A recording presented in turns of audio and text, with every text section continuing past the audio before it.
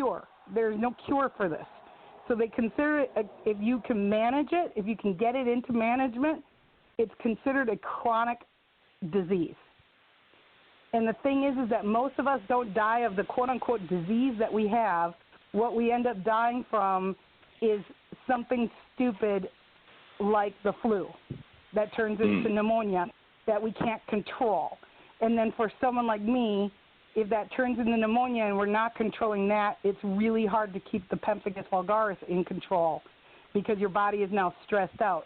And all autoimmune diseases are primarily caused by stress, whether that's emotional stress or financial stress or nutritional stress or chemical stress. So like a kid, 2 twins in Australia, one ends up getting pemphigus vulgaris, the other one doesn't.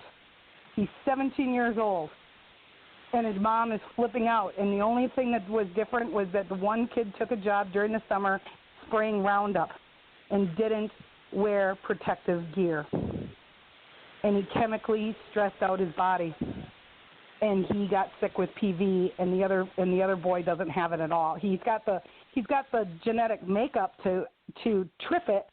You know, if he trips into an immune disease, he'll trip into PV because that's in his blood. But the other kid hasn't tripped it. You know, so it's how we live our lives and how we react to things.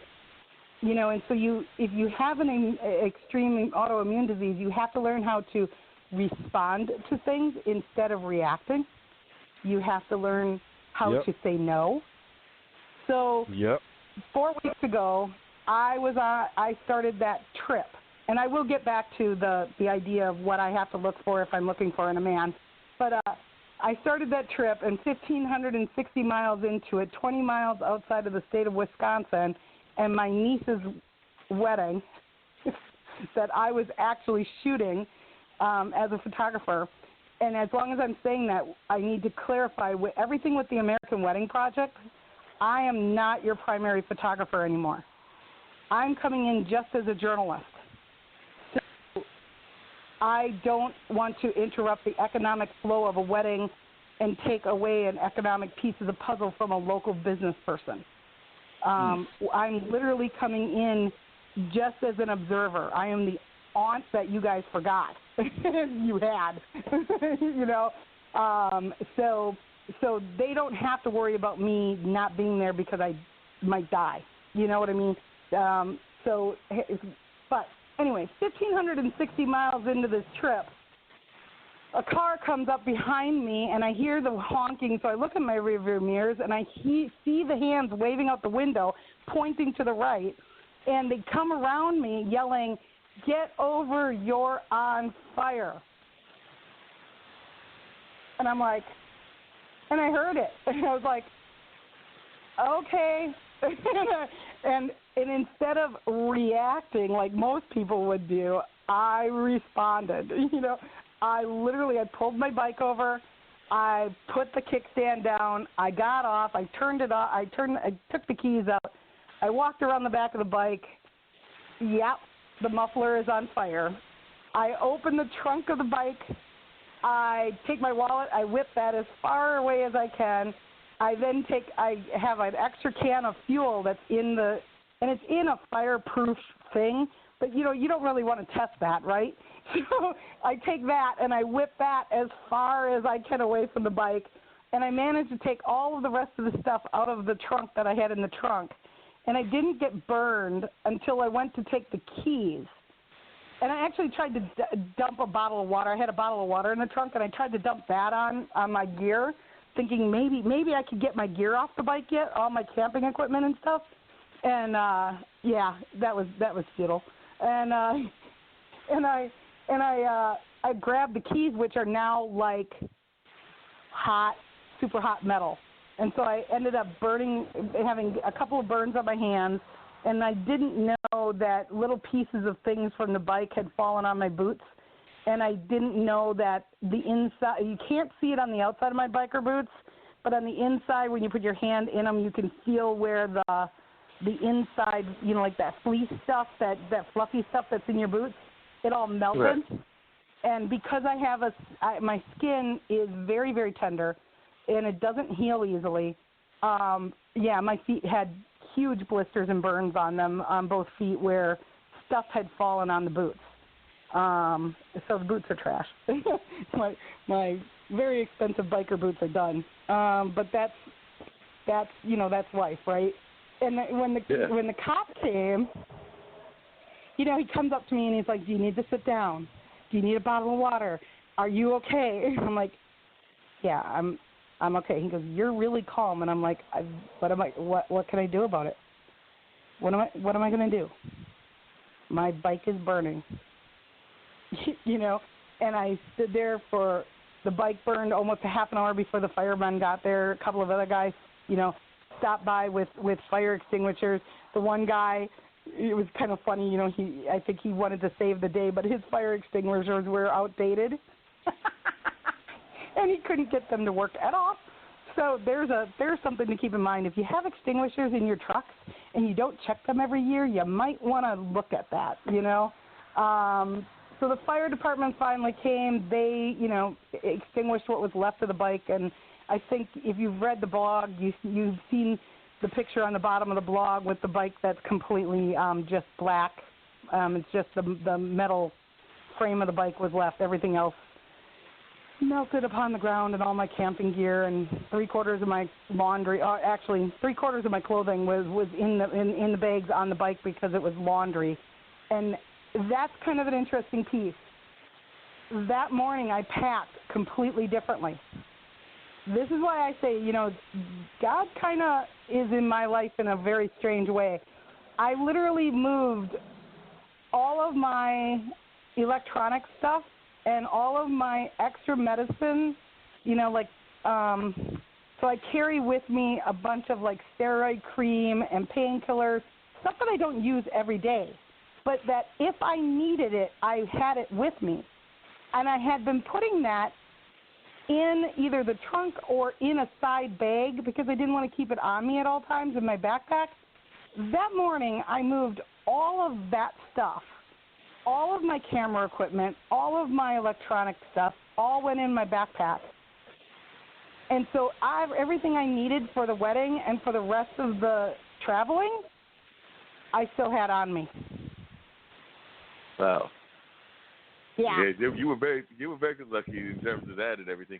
Now, you mentioned earlier, and I just want to come to this as well, the fact that society, and particularly I'm thinking about churches, that Sunday is probably our most segregated hour in terms of race and religion and culture and class and things of that nature. But as I'm thinking about it and as I'm listening to you talk about these stories, I'm thinking weddings are probably the one time that we let all of that go. Because I'm thinking of like I have a friend of mine who is a professor in Greensboro at UNCG. I think she's still there. Or no, Bennett, I think it is. But she's married to a Muslim brother, and they somehow managed to let that religion, American Muslim, like the Nation of Islam. I think he might be not Nation of Islam, but the other one, but definitely American Muslim as opposed to one of those from the Middle East. And then she's definitely raised Christian. And then I've had other friends that are, different age ranges, different faith bases, as well as different races, of course. And it seems to me that when they have the weddings, that's the one time that things seem to be different. That those biases, they have to find a way to work the biases into the wedding ceremony, but they find a way to let it happen and both parties be happy. And then a lot of times they find a way to even live happily ever after. I was wondering if you had some of those kind of projects where you have gone to cross-faith or cross-racial or even across age range kind of weddings, because we do sometimes stereotype our people thinking that younger people or older people shouldn't be getting married if there's like a 10 or 15-year gap or whatever. Absolutely. And actually, weirdly, I have some statistics for you on that. In Wedding Wire's 2019 Newlywed Report, they did this their survey on 18,395 people that answered their survey. 22% of them grew up in different regions of the country. 18% of them have different religious beliefs. 17% have different ethnicities. and 15% come from different races. So, that's actually speaking to a lot of what's happening in America right now is that we are cross-culturing, which is really so I bring my medical knowledge back into the thing. One of the things that my research doctor, who is very into genetics, made a comment about very early on is that the reason that the Ashkenazi Jewish population has so many diseases that are uncontrollable is because of the fact that they interbred for so many generations, and they never crossbred outside of their own tribe. And she made a comment that if you want to have healthy children, you should always marry somebody of a completely different cultural background than what you have, because when you mix those two sets of DNA, you get a stronger human being from that than when you stay within the same cultural group. So I thought that was interesting. But yes. Yeah, sorry, I divert very easily.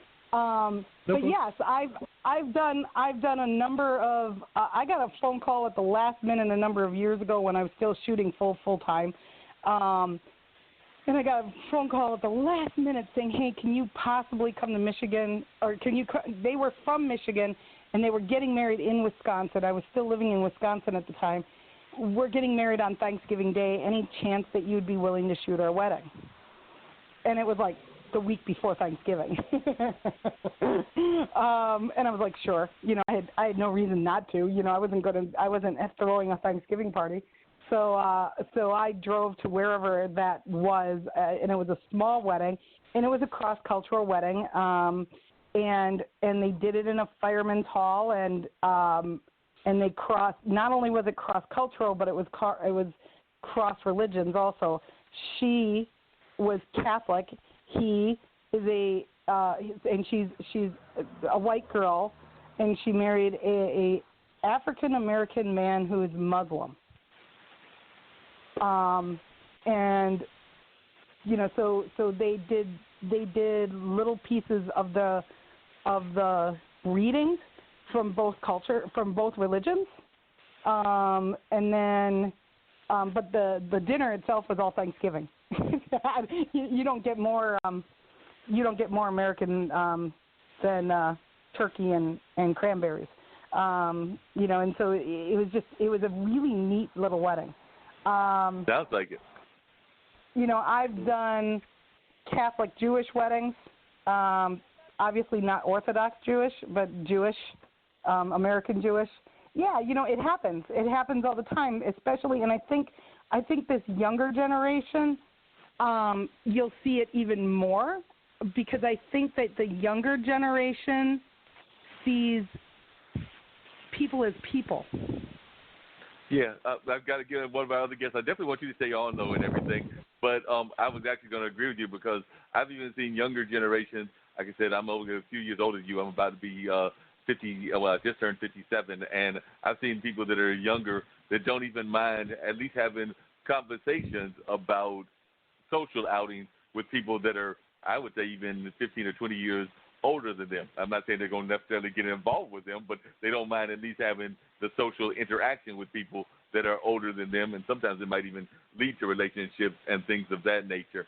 And then the other thing that I was going to add is that you were talking about the ways that changes in diseases and society and things of that nature. I've got a friend of mine who's probably pushing near, she's actually, I think she's not quite 60, but she's definitely approaching near 60, and she's even dealing with the fact that she's still having women things that go on in terms of the women biology happen to her life now, and she's going to her doctor regularly. And then some of it is stuff that has to do with her health and the way that her growth and everything and things that happen in her life. But she's still blown away that she's having those things happening to her life as she's pushing near 60, when most people are going into like not even being a concern of theirs. Yeah.